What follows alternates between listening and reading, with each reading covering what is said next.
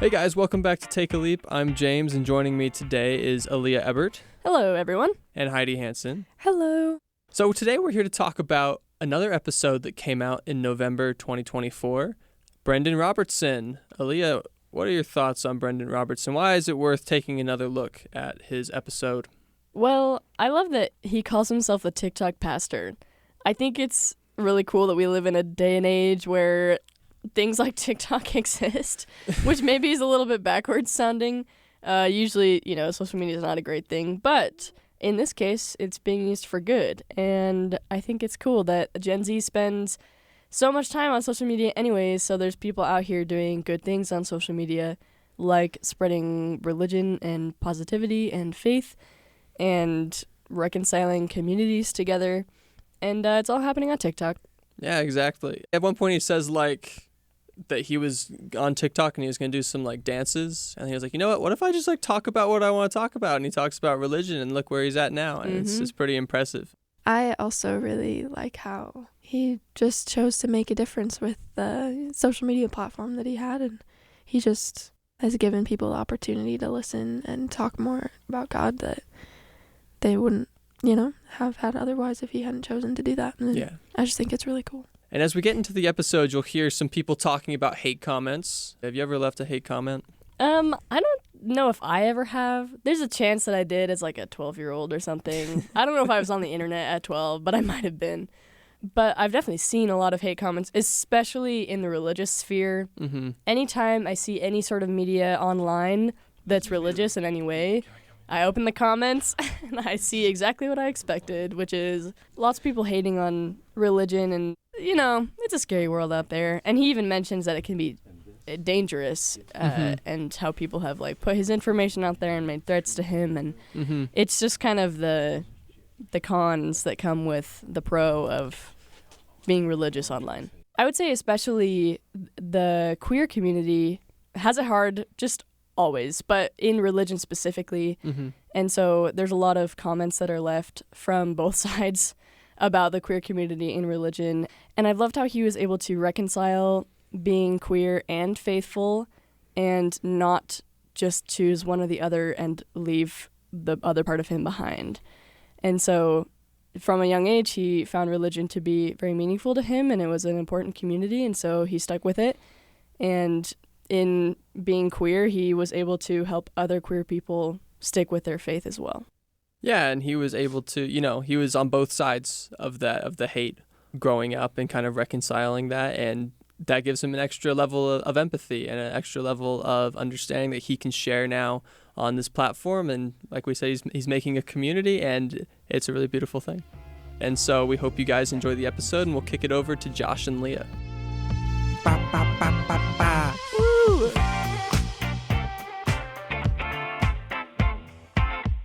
Have you ever left a hate comment online? No, I don't think so. It's for Jimmy John's. They just didn't get my order done. I don't know. They were supposed to be freaky fast, but then I was late for school and I got no lunch, so I was pretty upset. I had a TikTok video blow up that has over 2 million views. And there's just people commenting some rude thing. And someone commented, "I'd rather get divorced than do this any day."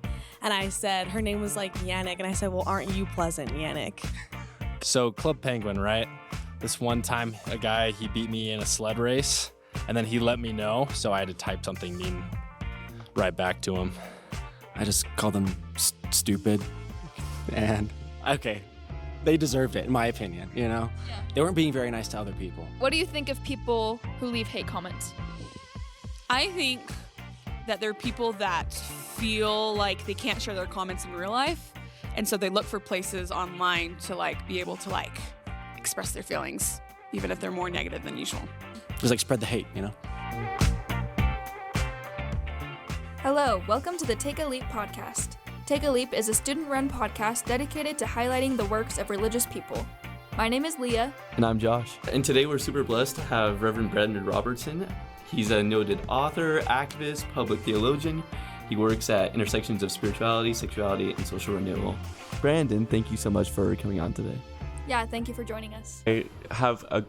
I've always been almost Mormon, so my whole life I've been so fascinated, and I've done all the sites, and I've been to BYU before, and so So yeah, I was super excited when you all reached out, and I love the kind of conversations that you all are cultivating. So again, thanks for having me. Brandon, would you mind telling us about this title, TikTok Pastor? Do you like that title? How did it come to be? Do you feel like it fits? You know, it's an honor to be called the TikTok pastor. I think the only reason I pull back from it a little bit is just because now there are so many pastors on TikTok that it feels weird to be called the TikTok pastor. So I'm a TikTok pastor. Right. Yeah. So you don't want to take all the credit. Yeah, totally. There's so many people doing such good work. So Awesome. So when Josh and I were preparing for this interview, we kind of were joking, like, which came first, the TikToker or the pastor? So we'd love to hear about which one came first, and then also just why you became a pastor. yeah, I mean, pastor came first. And I've been working in churches since I was 12 years old. Quite literally, after that, I got a job as a janitor at my Baptist church, and then I was the pastoral intern at my mega church that I ended up at, and then went to college studying to be a pastor in Chicago and worked in churches that whole time. So I've been working in churches since I was 12. And it really was hearing a pastor stand up in the front of a church when I was 12, and I was suicidal, and I felt like my life had no purpose or meaning, and articulate a message about a God who had plans for all of us, and a God who could redeem all of the pain that was in our lives and actually make something beautiful out of it. That good news is such good news that I couldn't think of any other way to spend my life than figuring out how to tell people that good news. And as I said, very early on, I started doing that in many ways. I was a street preacher for a while I was in high school. So you could have found me out on the streets of Baltimore, Maryland, every Thursday night with a Bible and some signs and preaching at people. I had blogs. I had Prayer Warriors Radio was my podcast when I was 16 years old. Like, I've always been in this work of trying to shepherd people towards Christ, towards this good news. Again, today, my theology is so different. And like, for instance, I don't believe that you need to be a Christian in order to be forgiven and go to heaven. Absolutely. We both come from an interfaith podcast, and now we're working on this one. But I think that's what I've learned the most, and what surprised me is that we all want the best for the world, and there are so many commonalities across traditions that are beautiful and really strengthen us when we work together with people of other religions, or like Christians working with Christians of another denomination. Totally. There's so much power there. Yeah. Like, my theology is quite expansive now. And yet, I still believe in telling people about Jesus and upholding his good news, because whether you're a Christian or not, I think everybody can have something to learn from the example of Jesus. So we'd love to know a little bit about why you first joined TikTok. What made you get on, and did you intend for this to all happen? Yeah, I planned it out completely, and it's no, I'm just kidding. But in some senses, that is kind of true. I think I grew up, I'm a millennial, and I grew up on the internet, and I grew up on social media. And really, back when I was like 12 years old, I had my first podcast on the internet. Wow. I had a blog back in the day called The Gospel According to Brandan that I had from like 12 to 18. So in some sense, I've been doing social media ministry most of my life. But TikTok was something I was resistant to, like so many millennials. We thought it was a weird app that kids were on to do dancing back in 2019, 2020. But I was pastoring a church in San Diego at the time, and the pandemic happened. And so we shut down our operations, and I found myself with a lot of time on my hands. And so I got on TikTok. I started doing really horrible dancing videos. And then I was like, I'm not going to do this, but let me just do what I love, which is to talk about theology, to talk about religion, and see what happens. And literally within the first 6 months, I think I got 50,000 followers. Most of them were young people, like high school age, that were really engaged in conversations about religion. And these weren't surface level conversations. We were talking about like deep biblical theology and history. And I was just blown away, because the narrative has always been people are becoming less religious. Young people don't want anything to do with religion.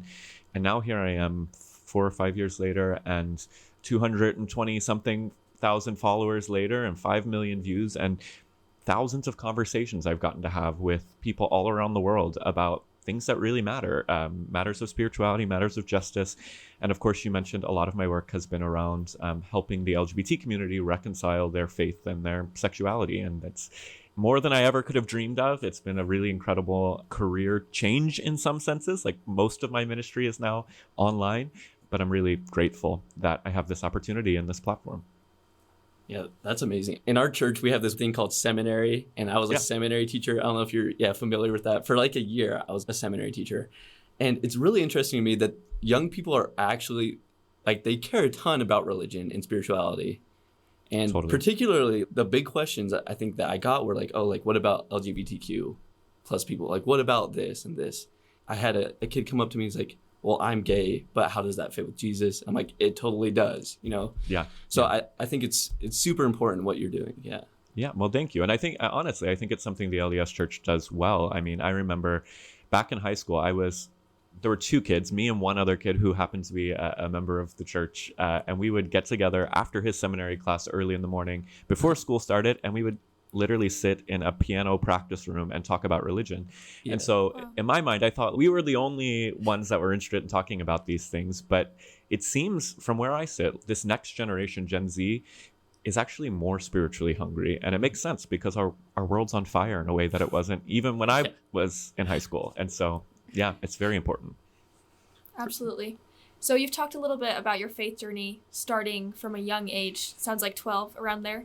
Can you tell us a little bit how you came to be a person of faith?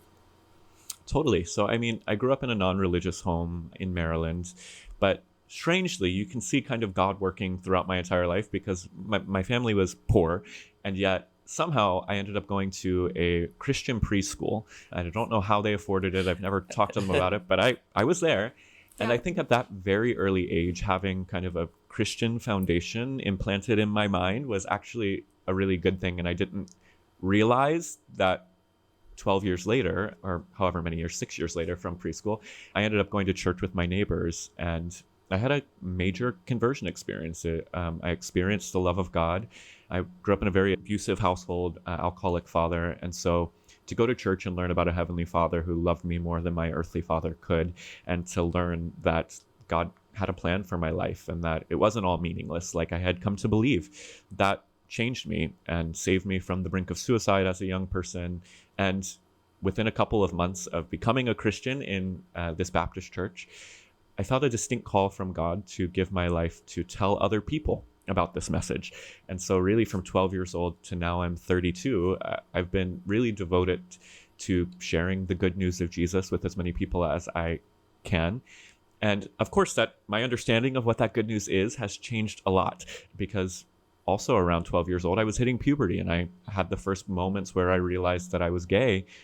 And my church was very clear that no LGBT person entered the kingdom of heaven. And so that caused a lot of crisis and turmoil for me at a very young age. But the one thing that has never changed is the sense that I know I encountered the love of God and continue to encounter the love of God in my life.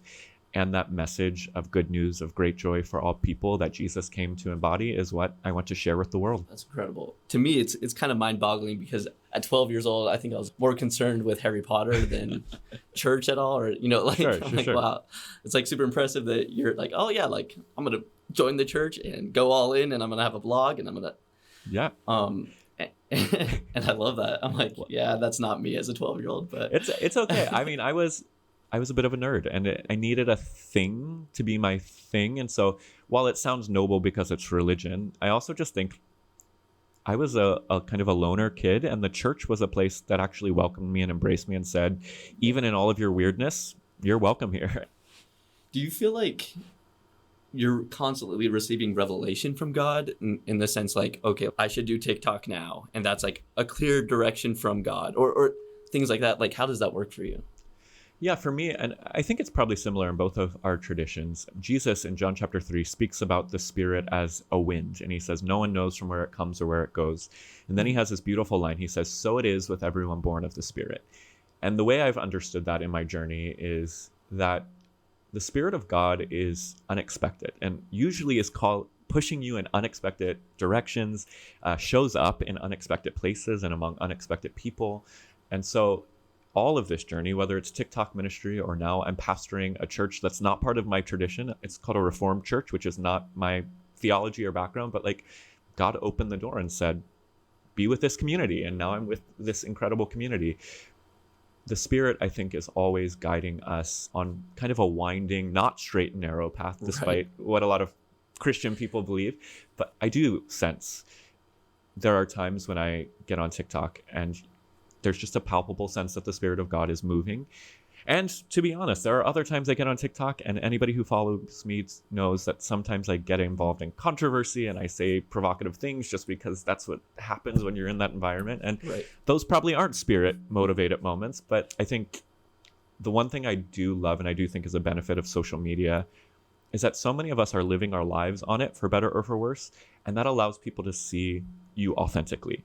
And anybody who follows my TikTok will know within a month of watching me that I'm a flawed human being and I don't have it all figured out. And I actually think that's a good thing for people to see, especially people who have this negative image of religious people as perfect or self-righteous. That's not me. A month is pretty good. For me, it'd be like, oh, first 5 minutes, they're like, Well, to be fair, I've slowed down the amount that I TikTok. So if I TikToked at a regular pace, it would be much sooner. Right. Such a humanizing way to look at social media, though. Like, nobody's perfect. Even online. Especially online, probably. Especially online. And there's filters to help us be perfect and look perfect. But the beautiful thing about TikTok and like the video era that we're in is that it really is just people sharing their day-to-day lives and their very human experience. Yeah. So I feel like we've all heard this question before, but I wonder if your spirituality or your religion play any part in it.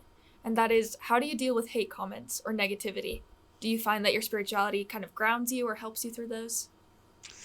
Yeah. I mean, the guiding principle in my understanding of Christianity today is, it comes from the book of 1 John, and it says, God is love, and perfect love casts out all fear. I really think that's the message that Jesus really came to embody at its core. Anywhere that there is fear, God is not. And anywhere that there is love, God is present. So I try to keep that in mind as I'm engaging on social media. I can go back and look at my Facebook from when I was 12. And I was saying some of the same crazy, mean, fundamentalistic things to people on my Facebook as a young kid. And I remember that's because I was so afraid. I was afraid of God. I was afraid of judgment. I was afraid of everything. And that fear caused me to lash out and judge gay people in school. In my high school, I went around telling gay people they were going to hell, even though I knew I was struggling with my sexuality. And so there's a level of empathy that I have for a lot of the young folks in particular that are on my comments every single day saying, you're a heretic, you're going to burn in hell, you're a false teacher. And it's like, I pray that in 10 years, you'll go through the same kind of journey I went through, where you realize God is more gracious than you understand. And these questions are a lot more nuanced than you might think of right now. So that's the best response I can give. There was a time 2 years ago where somebody created a social media account where they were threatening me literally every day and putting my information online. And like, that's another side of this world of being online that is very dangerous. And while I did have to rely on my relationship with God, I also allowed a lot of fear to overtake me in those moments. And sometimes I would, and still do, lash out and say rude comments right back to people or make a snarky TikTok video. It's a constant journey of trying to be made more into the image of Christ and recognizing that sometimes I'm going to fall short and be just a snarky back. And I'm sorry for that, for anybody who's received that. Right. We're all trying our best, but it's still not going to be the best. Leah and I were deep diving through your social media, through everything that you do. I mean, we didn't find any dancing TikTok videos, unfortunately. Years ago, they're buried. Maybe we'll try after this. But one of the things that we were both like, holy cow, it's crazy, is the number of books that you've written and contributed to. Something like 23. How are you so prolific? It is insane when I look back at it. I have a couple of thoughts about it. One, writing became a form of therapy for me when I was really young. I self-published my first book, which is not counted in those 23, but I self-published my first book when I was 16. Wow. And it was because I come from a tradition. I grew up in an evangelical megachurch with 8,000 members every Sunday. And my pastor wrote books and had a radio show and was on TV. And so in some way, my vision of what a pastor was somebody who's doing all of these things. And so very early, I started writing, and it really became therapeutic. There's this line from Joan Didion, I believe, who said, "I don't write what I think, I write to know what I think." And I found that to be true for me, that when I sit down, I'll have a broad topic in mind, but I don't actually know what I believe or think about something until I've processed it through writing. I've written 11 books and then contributed it to the other, however many that is. But each one of those books began as, here's a broad topic that I feel like I need to say something about. One of my books was called Filled to be Emptied, and it was about how to deal with privilege. And I was a pastor trying to talk to my congregation about white privilege after George Floyd's death, and was like, I need to figure out how to think about this. And so I took a Bible verse that I thought was a good reference to the topic of privilege, and I took 6 months and just worked out what I thought the scripture was saying and what I actually believed about privilege, and that turned into a book. And so that's really what I'm doing every time I write. And for better or for worse, I put it all out into the world. And I disagree with a lot of what I've written 10 years ago. But again, I think my way of doing ministry is being real and saying, yeah, I said some things 5 years ago that I disagree with. I have a book out there that I might not align with anymore. That's okay. It shows that we are all on a journey. Our faith, our beliefs, our politics evolve.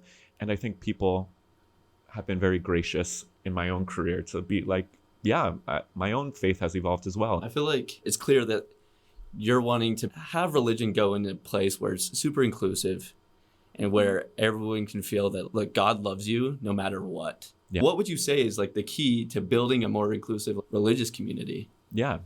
I mean, that's a great question. I think the call of the gospel for all of us, no matter we're liberal, conservative, traditional, or progressive, is that we should always be asking, who is not being included at this table, and how do we offer a space for them? Because that's exactly how Jesus did his ministry. It was always going to the people that everyone else were scandalized he was talking to, and everyone else said you should not recline at that person's table, or you should not heal that woman or touch that person because they're unclean or impure or immoral.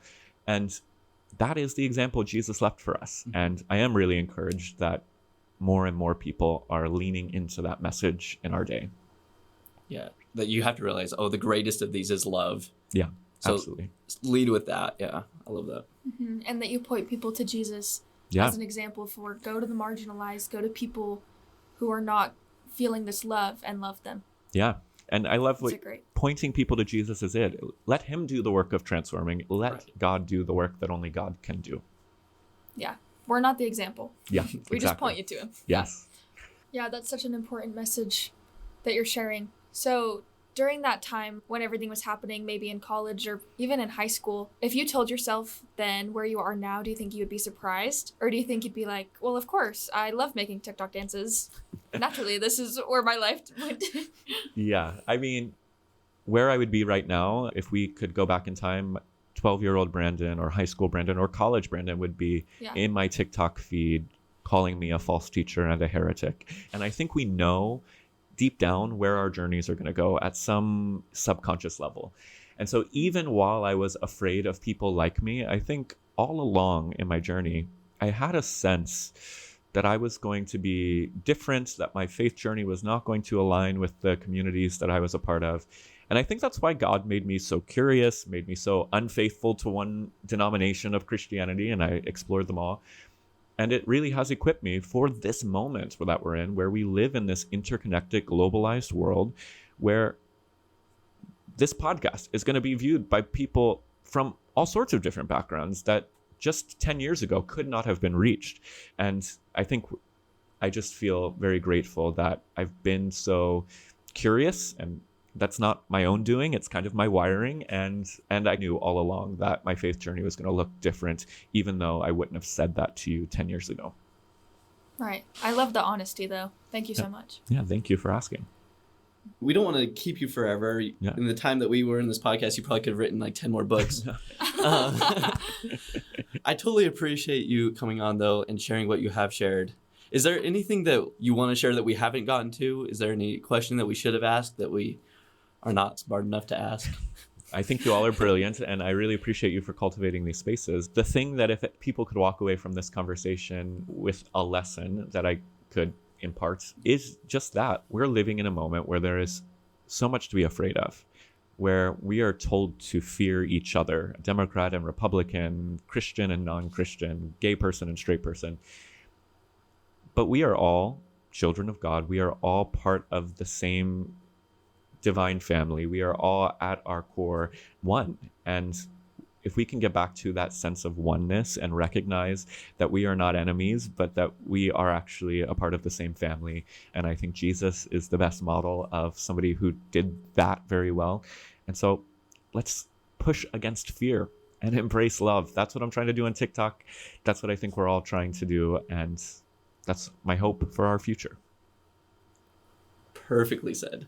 Thank you so much, Brandon. It's been awesome talking to you. Yeah, thank you for joining us. Yeah, thank you so much for inviting me. A huge thanks to our boy Brandan Robertson, aka the TikTok pastor, aka Take a Leap's bestie. This episode of Take a Leap was produced by me, Josh Orton, and Leah King. This episode was produced by BYU Radio. Please continue spreading the word and liking our stuff. I know probably like 3 people total listen to these credits, including my grandma. Hi, Grandma. But I would love it if those 3 people shared this podcast with everyone. Maybe if you go door to door, I'll get you something from the break room of BYU Broadcasting. Who knows?